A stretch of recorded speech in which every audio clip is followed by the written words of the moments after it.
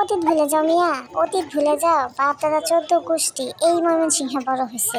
ময়মনসিংহে বিভাগ হয়েছে কয়দিন? 2015 সালে, মাত্র কয়টা দিন আগে। এর আগে তোমরা কোথায় ছিলা? ময়মনসিংহ হয়েছিলা? তো এখন পাংখা গজাইছে, তাই না? পাংখা গজাই এখন মিয়া ময়মনসিংহে নিয়ে টিটকারি করেন, ময়মনসিংহে নিয়ে আপত্তিজনক কথা বলে, ময়মনসিংহে নিয়ে অপমান করেন। অতীত মনে পড়ে না? ভুলে গেছেন? আমরা কিন্তু আপনাদেরকে ছাইরাই বিভাগ নিয়ে নিছিলাম।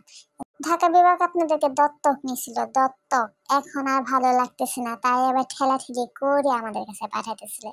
আমরা কি কোনোভাবে না করেছি? না করি নাই, না করে নাই, নিতে চাইছিলাম। কারণ আমাদেরই তো সন্তান, যাই কিছু হয়ে যাক, আমরা উদার মনের মানুষ। আমাদের বুকে অনেক জায়গা, অনেক জায়গা, অনেক জায়গা। সিংহের মতো কলেজা আমাদের, সিংহের মতো কলেজা, বুঝতে পারছো? সিংহের মতো কলেজা। যতই আন্দোলন করো আর যতই ফালাফালি করো, শেষ পেশ দেখা গেছে আমাকে ময়মনসিংহে আসতে হইব। তখন কিন্তু আবার লজ্জা পাইও না, বুঝছো? আবার লজ্জা পাইও না। তো সবশেষে একটা কথা বলি, ময়মনসিংহ হচ্ছে আমাদের প্রাণ, আমাদের প্রাণের ময়মনসিংহ। ময়মনসিংহ আমাদের গর্ব, তাই মাথা উঁচু করে আমরা বলতে পারি আমরা ময়মনসিংহ, আমরা খাঁটি ময়মনসিংহ। ঠিক আছে, ধন্যবাদ।